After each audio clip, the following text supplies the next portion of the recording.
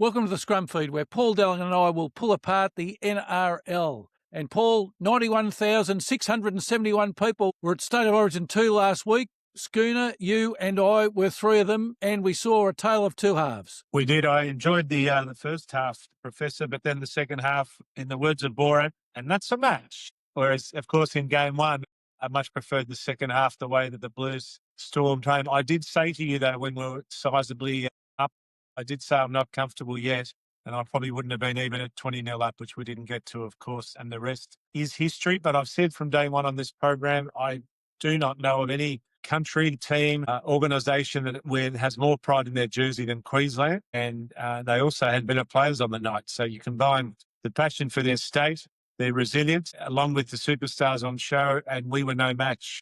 And the scariest thing for me is several of their star players were off for quite some time. So that was just an absolute domination. And there are already commentators saying it doesn't really matter who we send up to Queensland. If they're in the type of form they're in, there's not much that could stop them. 6 tries to 2 after half-time, Paul. Sam Walker, perfect kicking for goal. In my opinion, the Blues lacked energy. They lacked pace in the second half. Certainly looked out of answers. They did. It seemed like they played all their cards early, and I hate to raise the elephant in the room, but Nathan Cleary, I think, he is yet to own the Origin stage. He played a blinder in game one, but when it counted, I hate to say it again, but he wasn't there when we needed him. We lost structure.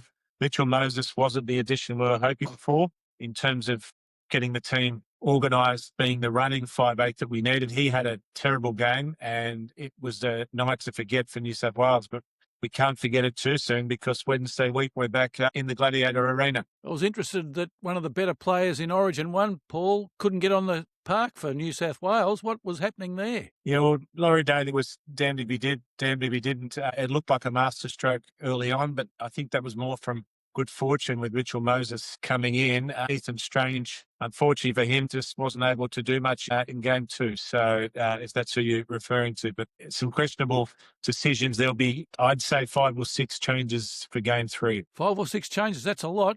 I can tell you one of them that won't be. Latrell Mitchell won't be coming back. Yes, unfortunately for Latrell, he's had a pretty injured time at the Rabbitohs and also with New South Wales. Keep in mind, though, he was there for game 3 last year and he didn't help. So, yeah, it's a tricky one because I don't think looking at him as the saviour is the way we should have gone. He was a big loss, but there are other players that can come in. Here's looking at you, Tom Trbojevic, I hope. So what needs to happen, apart from changes, what needs to happen between now and game 3 to be successful in Queensland? Well, a lot. A change in mindset, I think, and we need a bit of mongrel, if I can use that word. You need some of the energy and intensity that they'll bring at us, especially on their home patch.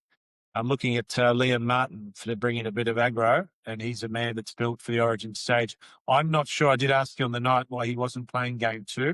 I don't think he was injured, so that's a very perplexing decision from Laurie Daly. So we're looking at Trbojevic who'll come back.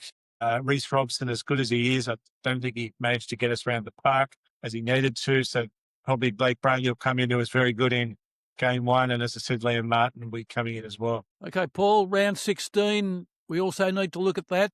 Kicked off with the Knights playing the Dragons. The Knights only just got home. The Dragons 4 tries to 3, so they're improving. They are improving. I'm not sure whether it'll be enough to save Dean Young, but they haven't quite done it Manly, but he came in off a much lower bar than Manly with 4. And so it was a good performance from the Dragons, and perhaps there's a bit of a shine coming off the Knights. But at Origin time, you can forgive a lot of things. So they got the win. That's the important thing for the Knights. I saw Fletcher Sharp was on the ball, scored 2 tries in 3 minutes. Yeah, and he'd have to be knocking the door down to come in for New South Wales, but perhaps we'll see. But I think more importantly from the Knights is Bradman Best, our favourite name in rugby league, could be coming in for the Blues as well. He's in consideration. Your Dolphins, Paul, I'll say your Dolphins because you tipped them to be number 1 for this season. Got over the West Tigers fairly easy in the end, 36-22. Equal possessions, but the Dolphins made better use of the ball when they had it. Yeah, and I've kept saying about the Dolphins, it's more about the reserves and the bench that they've got, and also the defence that'll win them the premiership. Everyone knows they can attack, probably the best centre in the league in Herbie Farnsworth, but it's more the utility players like Trey Fuller coming in that I think will get the Dolphins very close to a title this year. Must be very close for red line time for the West Tigers. Oh, you can put that through them. Yep, they're gone. I thought we already had them in the the Red Pen camp, but get them in there. I'll put them in now, Paul. The Titans, a team we do have the red line through, managed to get over the Panthers by one solitary point. The Panthers nearly stole it, even without all their origin stars. Yeah, well, it's amazing to see, and I was very happy for the Titans. They've got some high-profile owners in our man, Gordy Tallis, who's been on the show a few times, and Matty Johns. They've unleashed a superstar who'll be a number 7 there, hopefully for 10 years. Zane Harrison played very well, and albeit missing, as you said, the Panthers' origin stars, but they still ran out at very long odds, the Titans, and managed to get the win. So well done to them. The second reverse for Schooner in a couple of days, Paul, when the Bulldogs beat the Seagulls by 1. Stephen Crichton becoming very, very good at getting that extra point when it counts. Yeah, surprisingly, he was put in at number 6, which I found very interesting, with Matt Burton shifted to the centres. So he was there with Galvin. So they've done a lot of combinations, the Dogs, this year, more than any team, I'd have to suggest. So they got it done.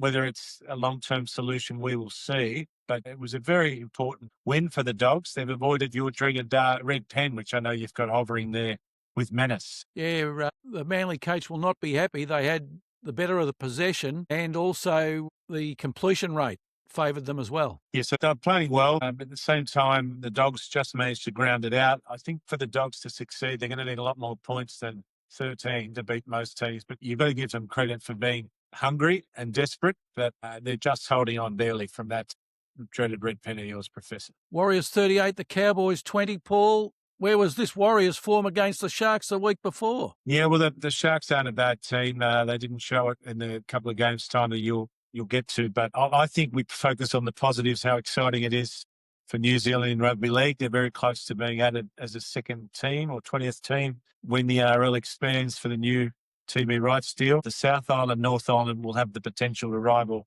State of Origin in terms of Kiwi bums on seats and viewers, and rugby league is very close to reaching the All Blacks. And who would have thought we'd ever say that in New Zealand? Cowboys certainly had tackling practice, 80 more tackles for the match. They did, and we've got the dreaded Red Pen through them, I think, the Cowboys. If not, you can get it out for them now. Quite interestingly, they've renewed their coach, but I don't think it's enough to save their season. The Warriors just too good, way too good at home. Storm 42, Raiders 20. Can we put the red line through the Raiders? We can, and I know you wanted it through the Storm a few weeks back, so forgive me for remembering that. But I did urge you to show some caution. The Storm are going to roll home, and I do remember saying they'd win many more than they'll lose on the way in. So put the Red Pen through the Raiders and put them down as the most disappointing team of the year, because last year they finished top. And now they're second bottom. That's it. So who would have thought they'd be wooden spoon territory down there with their Viking clap. And the final game, which I thought might be the match of the round, Paul, but it didn't turn out like that. The Roosters smashing the Sharks 27-8. And Nawaqanitawasi. Wow. Yep. Did I get that out? I won't have a go at it. You'd not see that. The commentators seem to have it down pat. But Nawaqanitawase, I think. There you go. Nawaqanitawase followed up his double in State of Origin with a double on Sunday. He did. I think you put a double syllable in his name there as well. But they're looking very good, the Roosters. And I tipped the Sharks. It disappointed me. They are very inconsistent team, the Sharks. That wasn't a great performance at all from them. So they're a watch because they're fading. And the Sharks left it all in New Zealand, Paul. They did, and they got the bye this week, and much needed for them, because that was a very ordinary performance in what should have been, as you say, the game of the round. All right, let's look at round 17, Paul. It kicks off Thursday night. The Eels, 14th, playing the Rabbitohs, 7th. Your Rabbitohs. They were expecting Latrell Mitchell back, but that calf injury is going to keep him out for a couple of weeks. It will, but I ask you, Professor, to get the bell out, so not to signal the exit of Latrell, but to signal a Giraffe Guarantee in the first match of the round, if you don't mind. So that's my selection. Friday night, Paul sees the 15th place Titans playing my Bulldogs, who are 12th. Stephen Crichton playing at 5/8.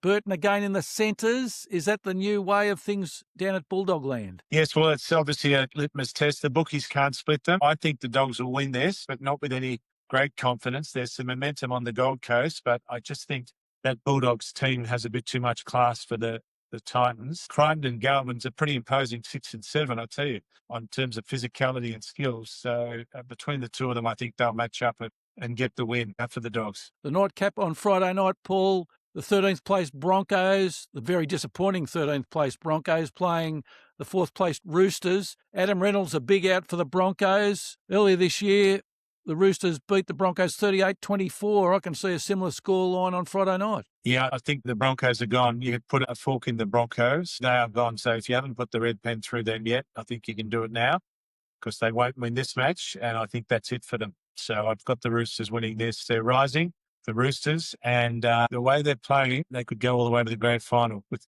Cherry Evans' experience and Walker, he's the best young halfback in the game. Tedesco up the back, even with the broken snoz, I think will be they'll be too hard to stop by these Broncos. Not often we get a match of the round on a Saturday afternoon anymore, Paul, but Super Saturday kicks off with the 3rd place Dolphins at home to the 2nd place Warriors. The Warriors with a bit of a problem. Prop Jackson Ford out 10 to 12 weeks with a torn pectoral muscle. Yeah, I think that's enough to tip in favour of the Dolphins. As you said earlier, I've tipped them to win the whole thing. So I've got them winning this game in a cracking game, but I actually think the Dolphins will be way too strong for the Warriors with those outs. I think they could win by 12 plus. The Dolphins is a tip. Well, the real question, Paul, is can the Dolphins tame the hyphens? That's it. It was a hyphen-a-thon last game for the Warriors. So I like the Warriors in terms of the season, but this match, I think, just matches up perfectly for the Dolphins the way they're going. The middle game on Saturday, Paul, 9th place Cowboys against the 1st place Panthers. Ta'ol, Cleary and Yo back for the Panthers. I can't see the Cowboys getting over them. And Cowboys played in New Zealand last weekend, so they'll be struggling from that one as well. Oh, that's it. There'll be some angry players amongst those three, given the Origin loss. So there's 3 massive ins there, 3 of the better players in the comp, as much as Ta'ol was found out at Origin. He should run him up, I would think, in this match. So Cleary will be back to form as well. Panthers will be too strong. Schooner will be fixed to the TV on Saturday night, Paul. Sea Eagles 6th, playing the Storm 11th. I've actually got the Storm winning this, but I'll have to have a look at who's in and out. Jerome Hughes out. Yeah, I think I'll have to go back to Manly at home. I was going to tip the Storm. That was before. I just saw that Jerome Hughes is out, so I think that's enough to get Manly home. Yeah, Jerome Hughes with a low-grade hamstring strain. He'll be out for 2 or 3 weeks. Kobe Hetherington and Ruben Garrick both in the concussion protocols for Manly, though. Yes, I think that Hughes is a bigger loss than those two, though, and I think Manly will be too strong at home. Sunday's first match sees the very disappointing red-lined Raiders 16th playing the Dragons 17th. The 2 bottom teams facing off. I fancy the Dragons in this one, Paul, because they've improved over the last few weeks. They have, and it'll be a good game to watch. I've got the Raiders winning it, but with no great confidence. It'll be pretty brisk down there at 2 p.m. on Canberra. So I just think anyone else I'd be tipping, but not the Dragons. But I wouldn't be surprised, as you say, they are improving.